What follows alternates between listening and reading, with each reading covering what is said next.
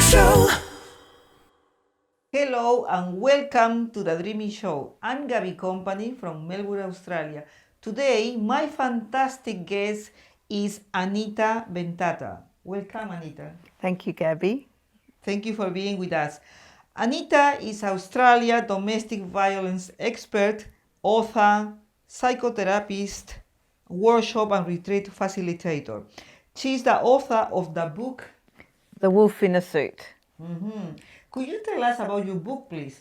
Yes, I promised women, being a psychotherapist, I was running domestic violence groups, and the women asked me to write a book about why women stay so that people could understand. So part one is my story of my personal lived experience that I then changed careers and became a psychotherapist. And part two is me talking as a psychotherapist about my 7 secrets inside relationship abuse that go beyond what people talk about now. Even though we've got so much awareness and education, it's still very superficial. So I unpack it really deeply, and I use fairy tales and science and psychology to explain what's missing and why we're still stuck and why it's still such an epidemic. Excellent, thank you. The topic today is what your parents didn't tell you is still shaping your life. Tell us about this, Anita. Yes, as you know, this is a very big topic. Yes, very important topic. A very important topic. And so one area that we can unpack that about is that when we're in our very early years, our brain hasn't finished developing, and we are so dependent on our parents. And if they aren't skilled to be with their, what I call their worst face, then we learn to ignore it, and even if it still impacts us, we are dependent, so we don't want to say anything to upset our parents. So they're not modelling to us how to be with uncomfortable things, how to talk about it, how to transform them, how to be with vulnerable experiences and it be powerful to go through a process. We grow up, because we are social creatures and we adapt to our environment. We grow up disconnected from being in connection and relationship with our whole self. But as well as that, we also are so disconnected from our body and the intelligence that goes beyond our conscious brain. And our parents shape us with that, because in Western culture, and I think in a lot of cultures that are working towards being more advanced has become meaning getting disconnected from our body and our unconscious. And we're not just a conscious being, we also have a body. The body's not just there as a machine to service the mind, because when the mind has certain things going on, we learn rules of this is how I should be, this is how I shouldn't be, to be loved and accepted and belong, which is what we all want to belong. We don't want to be rejected or shamed. And so when we've got all these things going in our head about how to be, what feels unacceptable goes into the body. And that's where the unconscious is. And so we've got all these conflicts going on in our body and unconscious, and we don't know how to resolve them. And we haven't seen our parents do that. Most people haven't. And so we just keep going along managing and coping, and it just builds up. And then over time, we get different diseases and different relationship problems because we're not being with the whole of who we are. What do you think this situation is happening in the family environment? What do I think is happening in the family environment? Well, I think everybody's got coming down from their parents' unresolved difficulties, whatever it is, whether it's to do with migration or war or health problems, that there's things that get carried down in family patterns, or we're not equipped on how to be with life because our parents aren't equipped, because the way industrialization works, the way patriarchy works, is all about doing what the big group wants. It's not about listening to your inner knowings and following that and being different. And so many families just walk on eggshells. It's not just the person living in abuse that's walking on eggshells. So many people are walking on eggshells in so many areas of their life, and they're worried about offending people or getting rejected. And so people stay silent. So I think one of the biggest problems in families is we don't talk about what's going on. And that happened in my own family. And I know from talking with my clients over the 23 years that I've been practicing, so many women and men are telling stories about their family saying after the fact, "Oh, I knew you were in an abusive relationship, but I thought you were happy." And it's like, that doesn't make sense, yeah. And so we're hearing these things in our head, but we're not going into our body and feeling the incongruence, the disconnect, they don't align with each other. And we're not feeling that disconnect and conflict and exploring it and talking about and saying, that doesn't make sense. So I think one of the biggest problems families have is we don't feel what's going on and we don't talk about it. Anita, I see you now successful, you're an author, you are helping many people out there. Could you tell us a little bit about what happened to you in the past, please? Sure, yeah.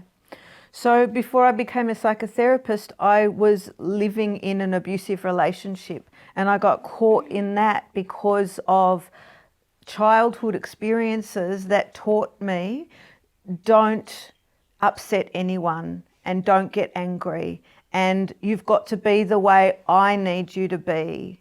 And so I couldn't stand up for myself when I met this person, and I got caught, even though I knew from day one I didn't want to be in a relationship with him. But, you know, those things that we learn as a child when there's a lot of fear in your system and there's involuntary responses that kick into gear. So it didn't matter that I knew I didn't like him. It didn't matter that I knew consciously and rationally that what he was saying and doing was giving red flags right from day one, because certain parts of the brain just shut down. When you're in stress and overwhelm, your system says, if I don't have the resources, the safety or the support to be with what's going on, I have to disconnect from it. And so that's an involuntary process. And that when that disconnect happens, you get caught, and then you're in a survival pattern.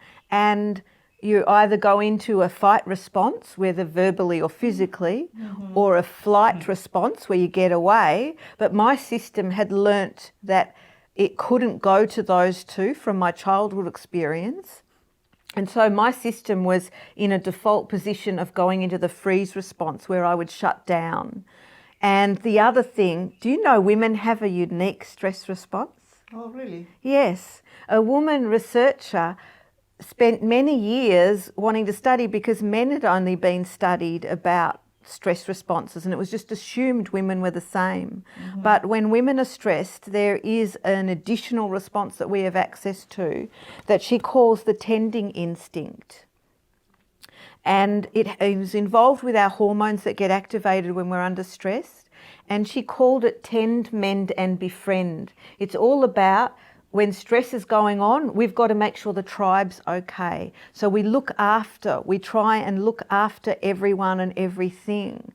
And it's not about self. And along with the way our families and society works, the self is really far back in priorities.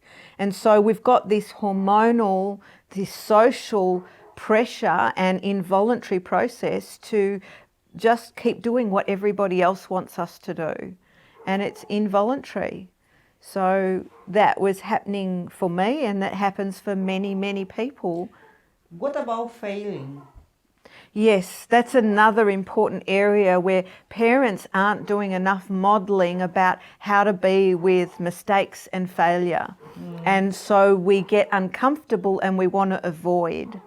And I can think of a really important example of that.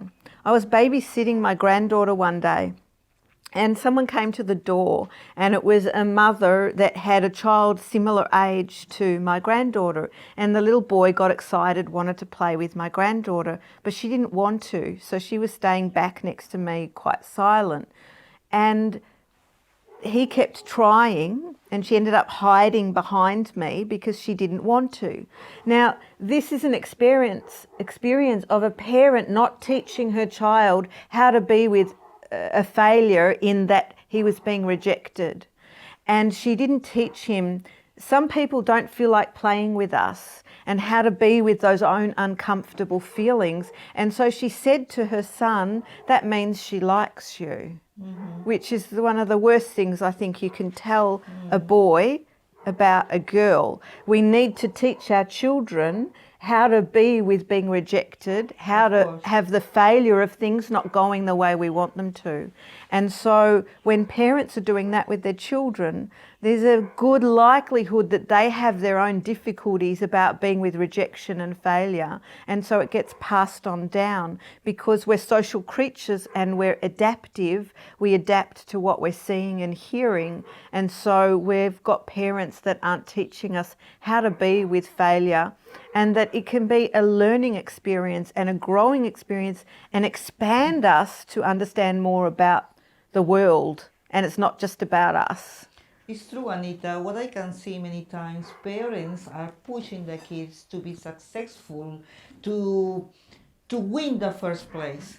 They don't accept probably that second or third place because you are failing. Yes, And yes. it's not. Even though you are winning the second or third place, it's still winning. Yeah, and just participating is a win. It's like, I know I've told you the story that bothers me when I take my grandsons to jiu-jitsu, and there's a father that's constantly instructing from the sidelines what his son should be doing. He's not letting his son just be immersed in playing and feeling his own capability and strength in his body. His son's getting pulled out of his own body to be with the reference point of his father. And this is what parents are failing to do, and this is why as adults we still get caught, because we've learnt to make everybody else our reference point and try to please them, and we're not being given that support and permission and that emotional muscle that it's okay if we affect other people. It's okay if people get disappointed or want us to be a different way.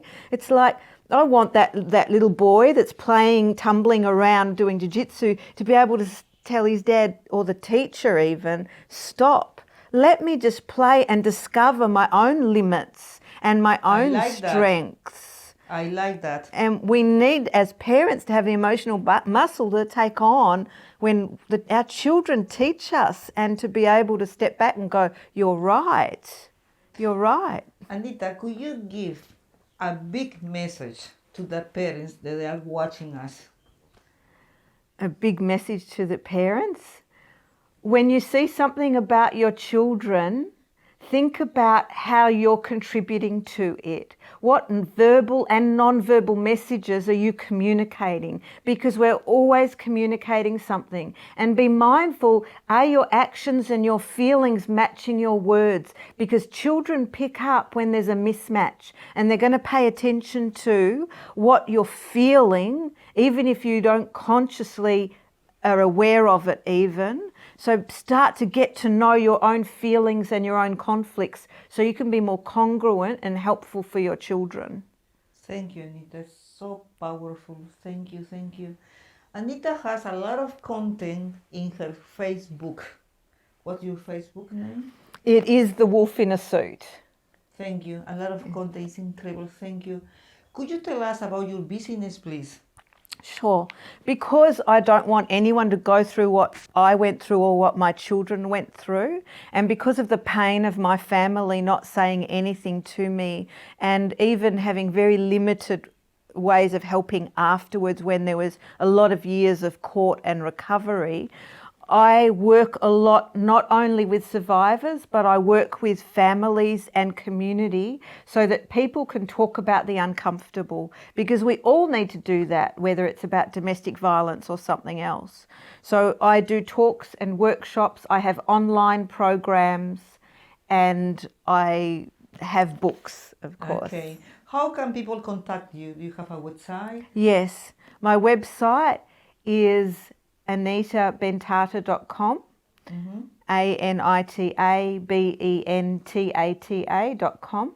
And you can find me on LinkedIn and Twitter and Instagram under my name, but on Facebook under the name of The Wolf in a Suit. Thank you, Anita. Thank you very much for being with us. I really appreciate all the strategies that you shared today. Thank you. My pleasure. See you next time. All the best, Gaby Company in Melbourne, Australia. Bye.